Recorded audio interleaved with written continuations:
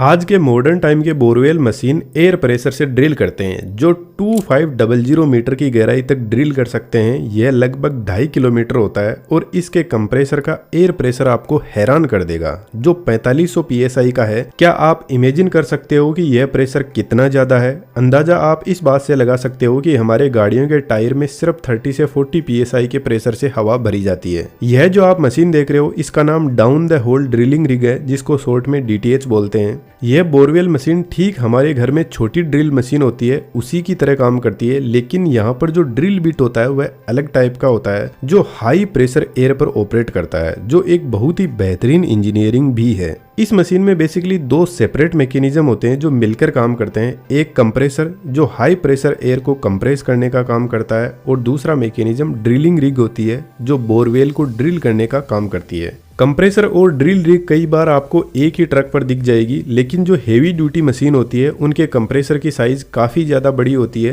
तो उनके कंप्रेसर को एक अलग ट्रक पर रखा जाता है। एक्चुअल में ज्यादातर हम इस ड्रिलिंग रिग में इंटरेस्टेड होते हैं, लेकिन यहाँ पर मास्टरमाइंड कंप्रेसर ही होता है जो साइड में ट्रक पर लोडेड रहता है। यहाँ पर एक हेवी ड्यूटी इंजन लगा रहता है जो लगभग 400 से 500 HP की पावर का होता है। यह डिपेंड करता है कि मशीन की ड्रिलिंग पावर कितनी है। यदि मशीन 1000 मीटर तक ही ड्रिल कर सकती है तो इसके इंजन की पावर भी कम ही होगी। यह इंजन 12 सिलेंडर का हो सकता है जो ठीक हमारे नॉर्मल गाड़ियों के इंजन की तरह ही काम करता है। इंजन का वर्किंग मैकेनिज्म को मैंने इस वीडियो में एक्सप्लेन किया है, तो वीडियो कंप्लीट होने के बाद में आप यहां से देख सकते हो। डिटेल्स आपको डिस्क्रिप्शन में मिल जाएगी। इंजन की मेन शाफ्ट कंप्रेसर से जुड़ी रहती है। यह एक रोटरी स्क्रू टाइप कंप्रेसर है। इस कंप्रेसर में दो रोटर होते हैं, एक मेल रोटर दूसरा फीमेल रोटर। सिर्फ मेल रोटर को ही इंजन से डायरेक्ट पावर मिलती है। कंप्रेसर के पहले एयर फिल्टर लगा रहता है जो बाहर से हवा को अंदर की तरफ खींचता है और हवा में अवेलेबल डस्ट पार्टिकल को रिमूव करता है। बाद में हवा इन रोटर ब्लेड पर पहुंचती है और यह रोटर कुछ इस टाइप के बने होते हैं कि एक बार जो हवा ट्रैप हो जाती है उसको वापस पीछे नहीं जाने देते और आगे की तरफ एक छोटे एरिया में कंप्रेस करते जाएंगे। और यहाँ पर पहुंचते पहुंचते एयर का प्रेशर बहुत ज्यादा बढ़ जाएगा, लेकिन साथ में एयर का टेम्परेचर भी काफी ज्यादा बढ़ जाता है, तो इसको हमें थोड़ा ठंडा करने की जरूरत है। तो यहाँ पर पावरफुल रेडिएटर लगे रहते हैं जो इस हाई प्रेशर एयर को थोड़ा कूल डाउन करने का काम करते हैं। एयर का टेम्परेचर रिड्यूस होने के बाद में फ्लेक्सिबल पाइप की हेल्प से एयर को भेजा जाता है ड्रिलिंग रिग के कंट्रोल बोर्ड में। इस कंट्रोल बोर्ड से प्रेशर को मैनेज किया जाता है और यहाँ से हाई प्रेशर एयर जाती है स्वीवल मैकेनिज्म के पास में। स्वीवल एक बहुत ही इंपॉर्टेंट कंपोनेंट होता है जो हाई प्रेशर एयर को ड्रिल स्ट्रिंग से जोड़ता है और यहाँ से आगे ड्रिलिंग स्टार्ट हो जाती है। लेकिन इस मैकेनिज्म को थोड़ा सा समझना जरूरी है। यहाँ पर साइड में दो एयर मोटर होती है जो पूरी स्ट्रिंग को रोटेट करवाने का काम करती है, लेकिन इस रोटेशन से ड्रिलिंग नहीं होती है। इसके कुछ अलग ही काम है, मैं आपको आगे बताऊंगा। यह दोनों मोटर भी एयर प्रेशर से ही काम करती है, जिनका मैकेनिज्म हमें समझना चाहिए।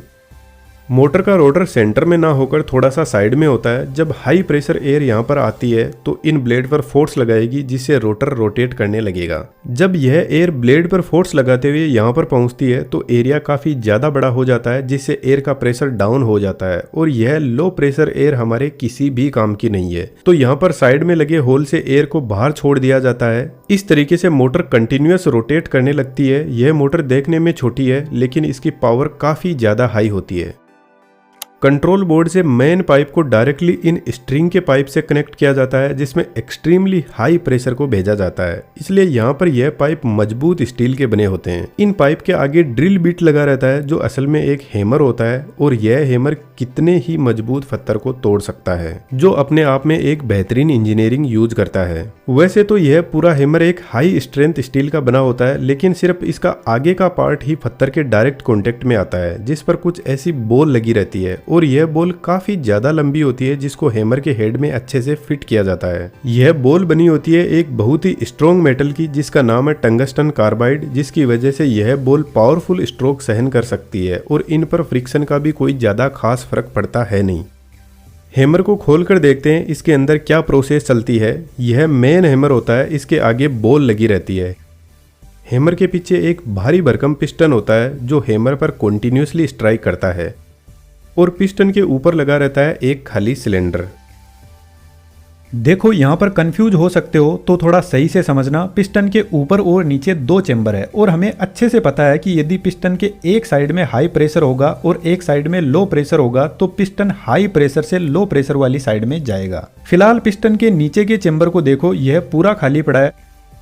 अब सबसे पहले कंप्रेसर का हाई प्रेशर आएगा चेक वॉल के पास में। चेक वॉल ओपन होगा और यहाँ से हाई प्रेशर आएगा एयर डिस्ट्रीब्यूटर के पास में। एयर डिस्ट्रीब्यूटर एयर को चारों तरफ फैला देगा। अब यह जो सिलेंडर है, इसके ऊपर की तरफ जो होल बने हुए हैं, इनसे एयर बाहर निकलती है और इस सिलेंडर के पास में से होते हुए वापस इस नीचे के होल से एयर सिलेंडर में एंटर कर जाएगी। अब सिलेंडर के अंदर से ही हवा या तो ऊपर जाएगी या नीचे, क्योंकि बाहर से सिलेंडर हवा को जाने नहीं देगा, यहाँ से ब्लॉक कर रखा है। अब हवा नीचे जाना चाहती है, फिर पिस्टन ने यहाँ से भी हवा को ब्लॉक कर रखा है, तो फिर हवा ऊपर जाने लगती है इस सिलेंडर में से। यहाँ पर देखो चेंबर बने रहते हैं, तो फिलहाल हवा इस चेंबर में से होते हुए पिस्टन के ऊपर भरने लग जाएगी और पिस्टन को ऊपर से नीचे की तरफ फोर्स लगाएगी। अब पिस्टन के ऊपर की तरफ हाई प्रेशर है और नीचे की तरफ लो प्रेशर, तो पिस्टन स्पीड में नीचे आएगा और हैमर से स्ट्राइक करेगा। हैमर से स्ट्राइक करते ही पिस्टन के जो ऊपर का चेंबर है, उसमें जो भी हवा होगी वह पिस्टन के अंदर की तरफ एक होल होता है, उससे होते हुए हैमर के नीचे की साइड से बाहर निकल जाएगी। अब ऊपर का चेंबर खाली हो गया है, जिसका मतलब है पिस्टन वापस ऊपर की तरफ आ सकता है। अब पिस्टन के नीचे के चेंबर में यह जो गैप बना हुआ है, इससे हवा नीचे की तरफ भरने लगेगी, जिससे पिस्टन वापस ऊपर उठने लगेगा और इस पोजीशन पर पिस्टन आएगा तो पिस्टन के नीचे के चेंबर में जितनी भी हवा थी वह हैमर के अंदर से होते हुए पूरी बाहर निकल जाएगी और फिर से वापस ऊपर के चेंबर में हवा भरने लगेगी और फिर से पिस्टन हैमर पर जाकर स्ट्राइक करेगा और यही प्रोसेस ऑटोमेटिकली चलती रहती है। और यह काम इतना फास्ट होता है कि यह पिस्टन 1 मिनट में 1500 से लेकर 2500 टाइम्स स्ट्राइक करता है, जिसको ब्लोज पर मिनट बोलते हैं। और जब यह मशीन चलती है तो आपको घंटा बजने जैसी आवाज सुनाई देगी एकदम हाई स्पीड में। एक्चुअल में वह साउंड इस हैमर की ही होती है। अब हैमर इतनी हाई स्पीड में पत्थर पर स्ट्राइक करेगा तो पत्थर की एकदम बारीक कटिंग होने लगेगी, लेकिन पत्थर के इस कचरे को बाहर लाना जरूरी है, अदरवाइज तो हैमर फंस जाएगा। तो जो एयर का प्रेशर हैमर को स्ट्राइक करने के बाद में बाहर निकलता है हैमर से, उसका प्रेशर काफी ज्यादा हाई होता है, तो यह अपने साथ में पत्थर के टुकड़े, मिट्टी, पानी जो कुछ मिलता है उसको साथ में ऊपर लेकर आ जाता है।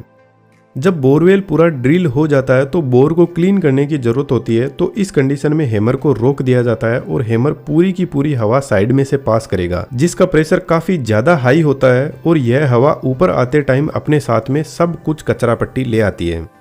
अब यहाँ पर एक सबसे बड़ा चैलेंज आता है, इस हैमर की बहुत ज़्यादा पावर होती है। यह किसी भी पत्थर को तोड़ सकता है, लेकिन कई बार पत्थर इतना ज़्यादा मजबूत होता है कि हैमर तो उसको रेगुलरली स्ट्राइक कर रहा है, लेकिन ऊपर से यह जो इतने सारे पाइप लगे हुए हैं, यह हैमर पर वजन नहीं डाल पाते, जिसकी वजह से पत्थर टूटता नहीं है।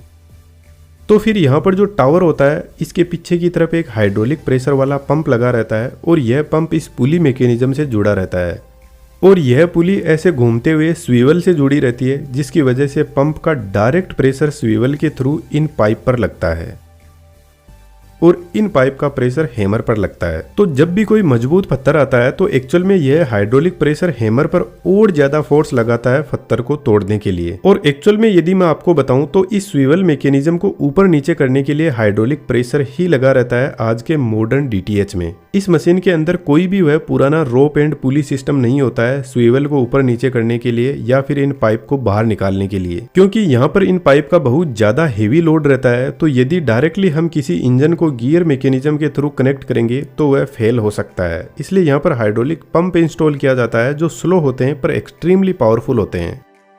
अब क्या आप बता सकते हो कि यह स्ट्रिंग रोटेट क्यों कर रही है? कहीं पर भी जरूरत नहीं है इसके रोटेशन की। तो इसके पीछे एक दूसरा रीजन है। यदि हम नॉर्मल हैमर से भी पत्थर को सिर्फ एक ही जगह पर स्ट्राइक करेंगे तो इसके टूटने के चांस बहुत कम हो जाते हैं। तो हैमर जब स्ट्राइक करते हुए रोटेट करेगा तो पत्थर को अच्छे से कट कर पाएगा और बोरवेल का बोर एकदम राउंड शेप में बनेगा। और सबसे इम्पोर्टेंट बात, जब ड्रिल काफी ज्यादा गहराई में होती है तो हैमर कहीं पर फंस सकता है, तो सेफ्टी के लिए रोटेशन बहुत जरूरी है। साइड में रोबोट आर्म भी लगी रहती है जो ऑटोमेटिकली इन पाइप्स को उठाकर स्वीवल मैकेनिज्म से कनेक्ट करती है। इस रोबोट आर्म में भी कुछ हाइड्रोलिक पंप लगे रहते हैं। इसके अलावा भी बहुत सारे हाइड्रोलिक पंप यहाँ पर होते हैं। तो इन सभी को ऑपरेट करवाने के लिए एक छोटा इंजन भी यहाँ पर लगा रहता है। हाइड्रोलिक सिस्टम कैसे काम करता है इस पर हमने डिटेल वीडियो बनाया है। यहाँ पर क्लिक करके आप इन दोनों वीडियो को जरूर से देखना, आपको बहुत कुछ सीखने को मिलेगा। यदि आप ऐसा 3D एनिमेशन सीखना चाहते हो तो हमारे बेहतरीन एनिमेशन के कोर्स को ज्वाइन कर सकते हो, जो आपकी बहुत हेल्प करेगा। उम्मीद करता हूँ आपकी तरफ से इस वीडियो को अच्छा सपोर्ट मिलेगा, क्योंकि काफी ज्यादा रिक्वेस्टेड वीडियो था।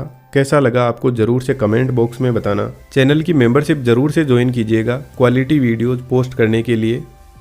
आपका कीमती टाइम हमें देने के लिए धन्यवाद।